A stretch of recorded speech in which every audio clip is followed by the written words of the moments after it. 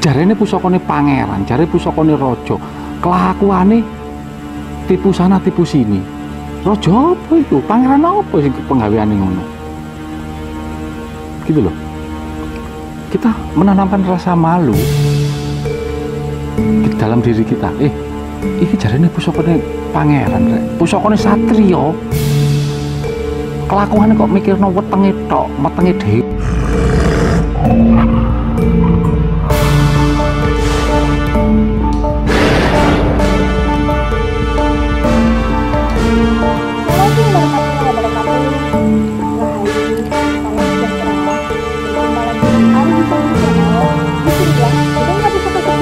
Dan berkualitas. Apa kabar para pecinta pesona dimanapun kalian berada, baik itu yang di dalam negeri atau tidak ketinggalan yang di luar negeri ya pihak. Semoga selalu kabar baik yang kita terima Pi. Kalaupun edisi kali ini ada yang lagi tidak baik-baik saja, semoga Allah Subhanahu wa Ta'ala memampukan setiap kondisi dan situasi kita. Gitu. Oke, tidak usah berpanjang lebar basa-basinya. Kali ini kita langsung geber pertanyaan, Pi. Oke. Mohon bersabar. Gini katanya, Pi. Ini dari postingan kita, keris belajar kesayangan Ari Wisanggeni. Ya. Bukan aku yang disayang ini berarti, Pi. Oke, ini dari Ijul Mahardika, Pi.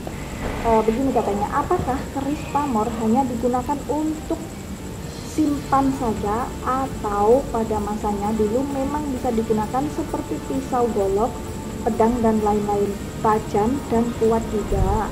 Gini Mas ya, menurut pandangan saya, keris, tombak atau pusaka-pusaka yang berasal terbuat dari besi aji itu bukan untuk berperang secara fisik. Cuman memang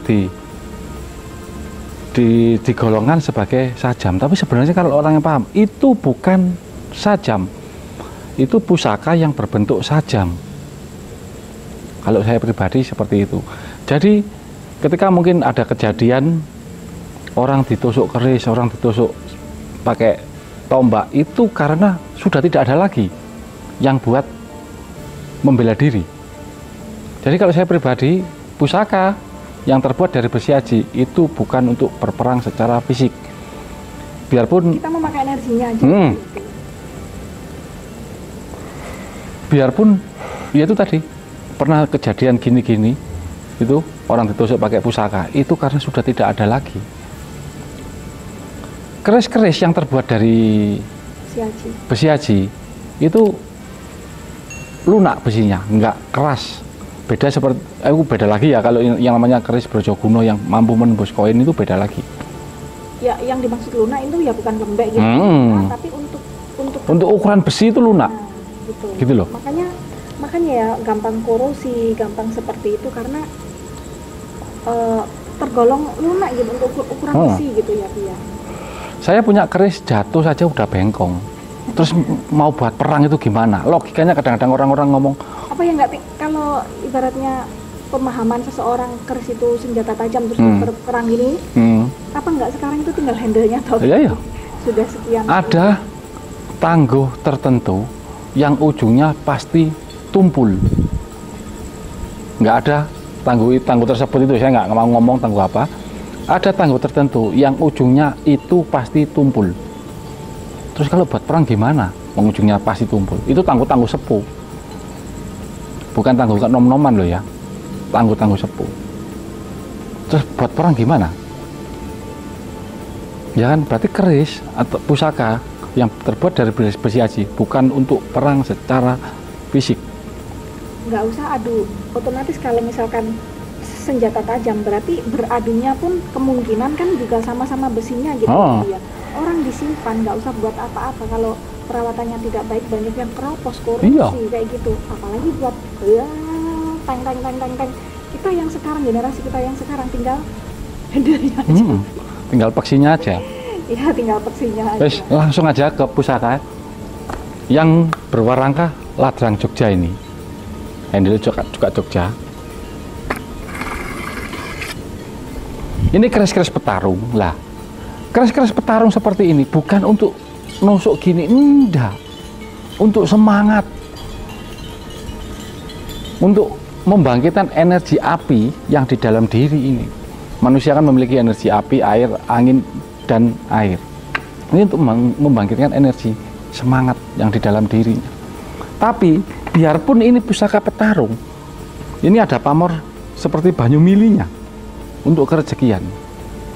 Juga ada jelasnya pamor wengkon perlindungan. Tapi ini pusaka-pusaka petarung. Tapi nggak full hanya untuk petarung, tapi buat kerejekian. Talang Soko, kelihatan dari fisiknya udah kelihatan pusaka petarung, ganas ini. Ini tangguh-tangguh kulonan ini, bukan belambangan.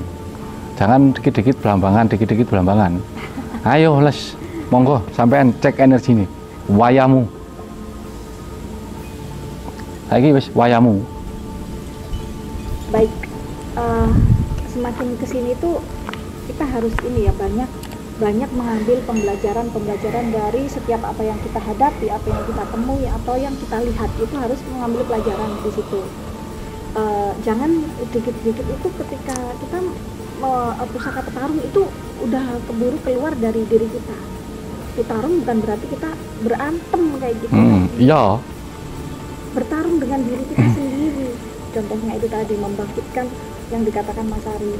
Apa sih dalam diri kita kekurangannya, unsur dari ini yang memang dalam 4 unsur itu memang ada yang dominan.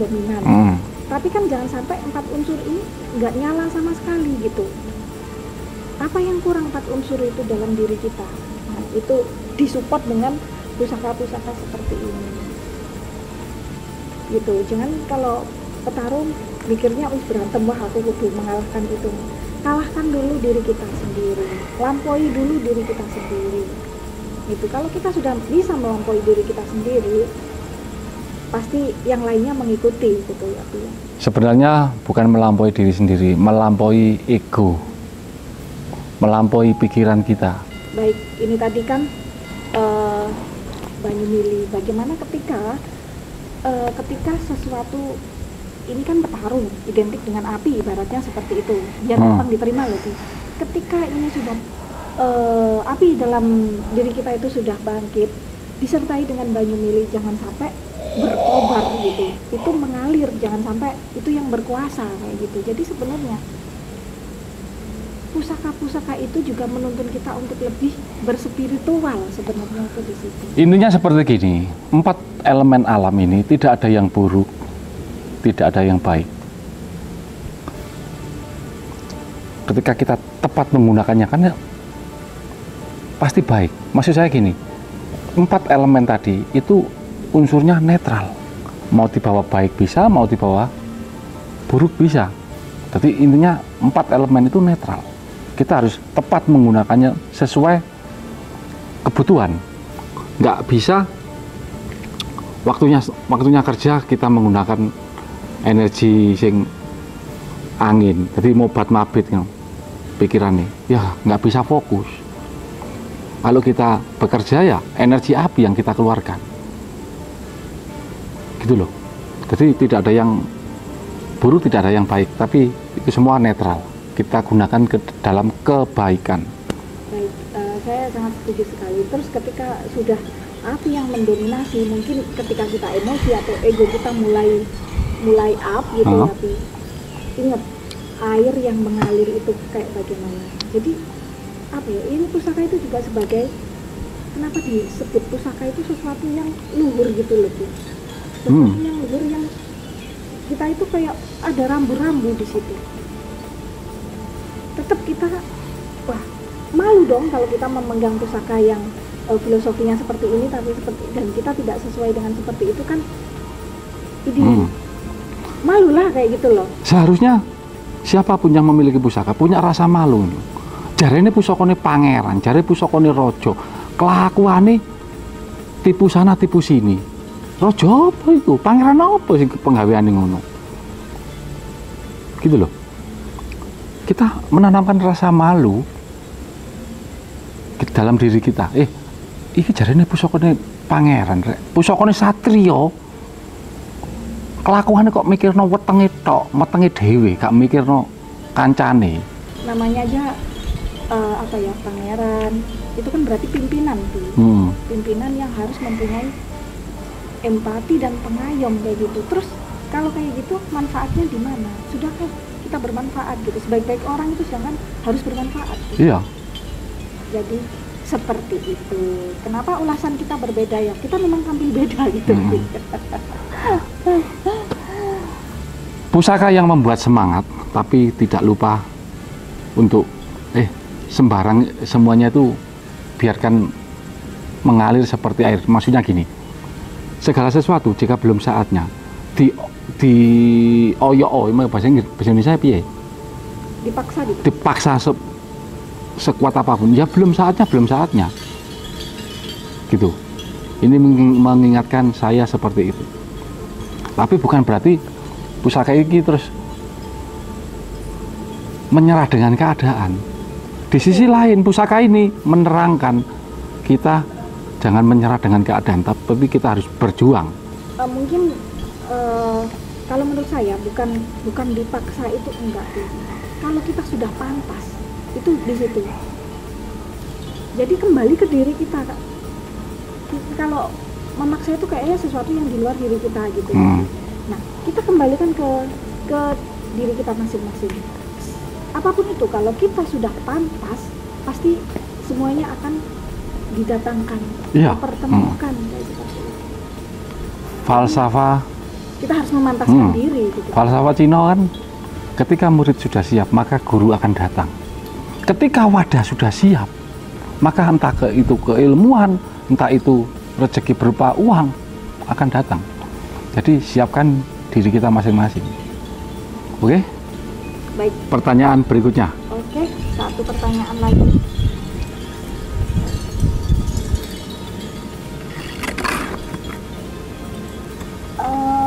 Ini dari Ervin Belorapi. Ya. Katanya begini, Assalamualaikum Mas Ari, review. Waalaikumsalam. Karena tanding yang ngeluknya di atas 13 dong Mas. Terima kasih sebelumnya Gus Ari Wisanggeni Rahayu. Kita bukan Gus ya, Mas Ari aja gitu. Gini Mas ya, keris Karno Tinanding itu aja yang lurus, itu aja keris yang termasuk keris berkelas. Ketika keris Karno Tinanding yang lu, yang gini, saya cuman pernah lihat sekali keris Karno Tanding lu. Itu pun lu-nya nggak banyak, 3 kalau nggak 5 itu. Jadi jangan alay atau lebay. Memang saya nggak menyalahkan ya. Tadi di atas lu 13 gitu ya. Saya nggak menyalahkan yang berkomentar seperti ini ya. Memang di medsos itu banyak keris yang saya bilang bukan aneh, tapi nyeleneh. Kalau aneh, unik itu memang ada dan nggak melanggar pakem. Tapi kalau yang udah nyeleneh, ini yang sudah keluar jalur. Keris nogo, tambah kodok, tambah singo, tambah, lah itu kan nyeleneh. Terus keris omyangnya banyak, itu kan nyeleneh. Nggak ada keris seperti itu. Keris itu nggak segampang itu kayak bang. Karena Tinanding lu wakeh, saya belum pernah lihat. Kalau yang original. Yang dicari yang pusaka ya, kita belum pernah menjumpai pusaka yang seperti ini. Itu kalau yang kalian cari itu adalah aksesoris ya, kita nggak bisa ngomong kalau seperti itu. Mau dari peksi sampai ke sana itu ada katak, ada buaya, ada singa, ya terserah kalau seperti itu. Yang perlu diingat ya, siapapun ketika sampai menjumpai keris unik, kalau diposting itu timbulkan kecurigaan yang sangat dalam. Unik apa nyeleneh? Unik. Karena kemungkinan besar keris yang unik-unik itu jarang sekali diposting. Saya sendiri keris yang berkelas, terlalu kelas yang kayak Nogo Sosro itu saya nggak pernah posting, cuma saya tunjukkan warangkanya. Nggak mungkin saya tunjukkan gini,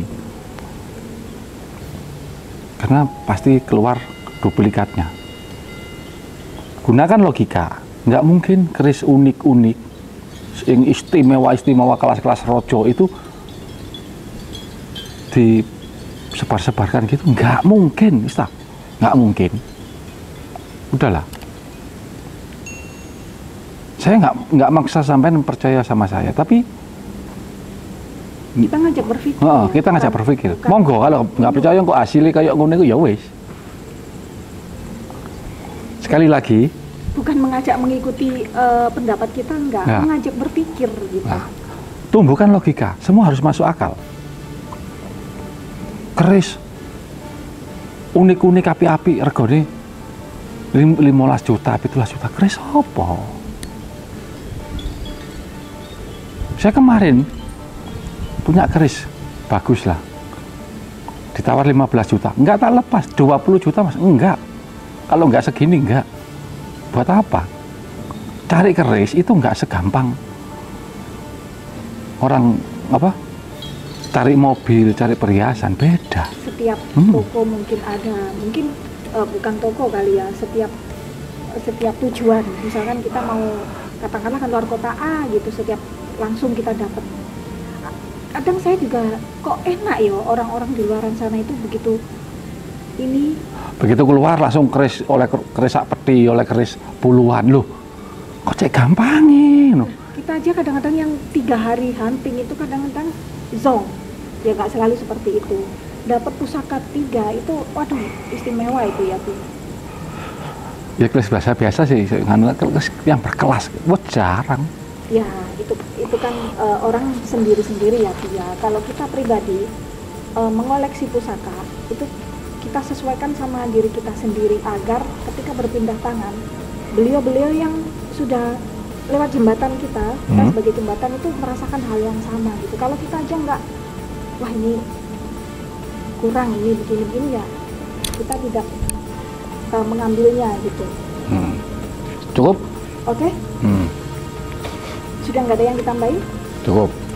Oke, para pecinta pesona dimanapun kalian berada, semoga jawaban-jawaban dari pertanyaan kita itu bisa dipahami dan bisa menambahkan sesuatu hal yang positif tentunya. Ayo sama-sama kita berpikir, ayo sama-sama kita belajar gitu.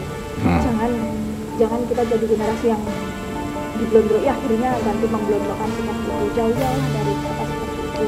Benar sekali. Oke.